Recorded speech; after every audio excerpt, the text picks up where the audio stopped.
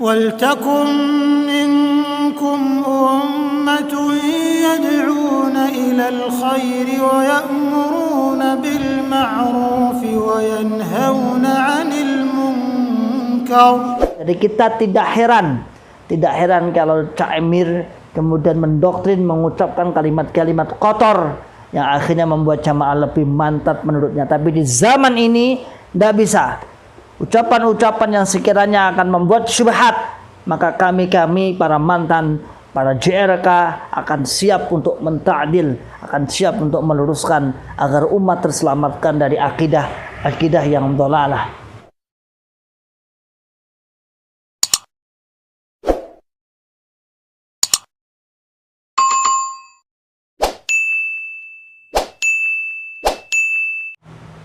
Bismillahirrahmanirrahim. Assalamualaikum warahmatullahi wabarakatuh. Alhamdulillahi rabbil alamin. Alhamdulillahi wa kafa wa sallallahu wa sallam ala rasulillahil mustafa. Asyhadu an la ilaha illallah wahdahu la syarikalah wa asyhadu anna Muhammadan abduhu wa rasuluhu sallallahu alaihi wasallam wa ala alihi wa ashabihi wa man tabi'ahum bi ihsanin ila yaumiddin, amma ba'd. Ma'asyiral muslimin, hafizakumullahu ta'ala. Alhamdulillahi rabbil alamin. Di kesempatan pagi yang cerah kali ini, alhamdulillah kita masih diberikan kenikmatan sehat walafiat, aman fi amanillah wa fi barakatillah fa insyaallah, dan semoga kita selalu tetap dalam keadaan istiqomah, ya'muruna bil ma'ruf wa yanhauna 'anil munkar. Ma'asyiral muslimin, hafizakumullahu taala. Baru kemarin kita upload atau kita tanggapi komentarnya Cak Emir, salah satu penerobos atau pendoktrin kelas internasional. Beliau sangat luar biasa dan alhamdulillah videonya juga akhirnya disimak oleh sekitar 5.000 para penonton, penikmat, pengintip ribat aklis salim. Ma'asyiral muslimin, hafizakumullahu ta'ala. Mungkin para orang-orang awam, karena penyimak kita ada orang-orang awam banyak. Jadi kalau saya lihat kan 6.000 subscriber itu kalau dikatakan misalnya Jokam atau misalnya JRK itu berapa jumlahnya? Insya Allah lah ya, saya masih husnudzon billah, sesuai dengan husnudzonnya para Jokam bahwa JRK itu tidak ada seberapa, tidak ada. Insya Allah itu juga tidak murni semua JRK, tapi para kawan-kawan bunglon, kawan-kawan orang yang umum, artinya orang yang nggak tahu tentang Jokam juga menyimak ini. Ma'asyiral muslimin, hafizakumullahu ta'ala. Pada kesempatan yang sering saya upload atau sering saya tanggapi, termasuk adalah saya sering mengatakan istilah penerobos. Nah, ini istilah penerobos, termasuk yang terakhir saya upload itu adalah penerobos. Suaranya penerobos tapi kelasnya internasional. Di kalangan Jokam itu ada istilah penerobos. Penerobos itu bukan orang ngawur ya. Kalau istilah umuman penerobos itu sudah ditutup, diterobos kan gitu toh. Nah, ini kesannya kan jelek. Sudah ditulisi jangan lewat sini, ini jalan buntu kemudian diterobos. Kurang lebihnya seperti itu. Jadi ada istilah namanya 4S di sana. Ada namanya 4 serangkai. Ini selain keorganisasian ya, keorganisasian itu beda lagi. Ini cuman bajunya saja. Yang ini yang ditutupi ini, maksudnya ditutupi ini yang luar biasa. Yang ini yang pengendali keorganisasian. Nah, di situ ada namanya 4S, yaitu ada imam, kemudian penerobos, kemudian mubalek, ada ulama, kemudian agniya atau KU lah, KU kemudian ditambah satu namanya agniya, atau kalau nggak salah insya Allah agniya ya, agniya ditambah KU, jadi 5 tapi namanya 4, 5 komponen tapi namanya 4. Inilah yang menjadi pengendali, sebagai pengendali atau supir atau sebagai pengendali jokam atau Islam jamaah, namanya 4S. Ini dari mulai bawah namanya kelompok sampai teratas. Itu komponen itu harus ada, mulai bawah, tingkat bawah namanya kelompok, kemudian atasnya namanya desa, atasnya lagi namanya daerah, atasnya lagi namanya pusat. Itu komponen itu yang disebut dengan 4S itu ada. Masyaallah muslimin hafizakumullahu ta'ala, di antara 4S ini yang kemudian membawai, atau di antara 4S ini yang kemudian mengoreksi dari kesemuanya atau mengoreksi bahasanya atau melancarkan kerja kesemuanya adalah namanya penerobos. Penerobosnya, penerobos. Ya, penerobos itu tugasnya adalah melancarkan semua kegiatan, melancarkan, mengingatkan, melancarkan semua kegiatan yang sudah ditetapkan dalam forum tertinggi namanya forum musyawarah. Jadi di Jokam ini memang beliau sangat luar biasa mengangkat istilah musyawarah, itu luar biasa. Dalilnya wasyawirhum fil amr. Wasyawirhum fil amr itu dalilnya itu. Jadi musyawarah itu diangkat luar biasa. Walaupun nanti keputusan juga diambil oleh imamnya sih, tapi reka-rekanya ngajak musyawarah.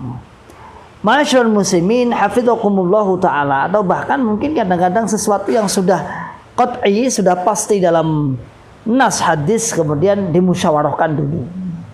Dimusyawarahkan dulu. Sering itu kan, ayo Bapak Imam boten kersa dimusyawarahkeun, Bapak Imam boten ngangge niku, dimusyawarahkeun. Masyaallah muslimin hafizakumullahu ta'ala. Jadi seakan-akan tugas penerobos ini adalah melancarkan semua dapukan kepengurusan, mulai imamnya, mulai ulamanya, kemudian mulai sampai sampai kepada bagaimana jamaah ini bisa faham. Salah satunya, atau bukan salah satu, tugas utama adalah pendoktrin. Kalau penerobos kelompok di bawah, paling bawah itu hanya ngajak personal, nggak ngaji diparani, nggak ngaji diajak lagi, absennya nggak hadir ditanyakan. Itu luar biasa. Artinya inilah yang membuat orang itu nyaman di dalam, nyaman ngajinya, nggak seakan-akan teramut lah bahasanya.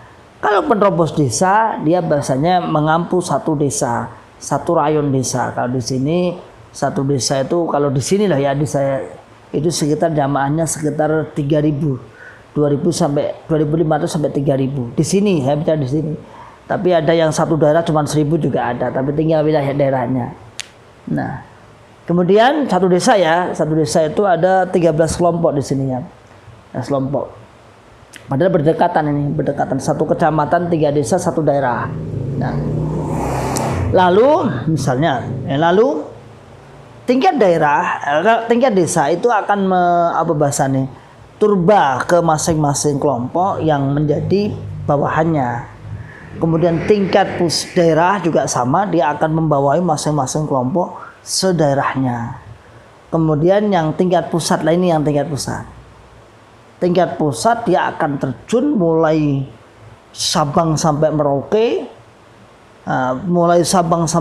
dan sampai ya pokoknya sampai keluar Jawa lah istilahnya, sampai bahkan kalau orang-orang tertentu seperti misalnya Ustadz Cak Emir ini kelasnya internasional sampai Amerika, sampai Australia dan lain sebagainya.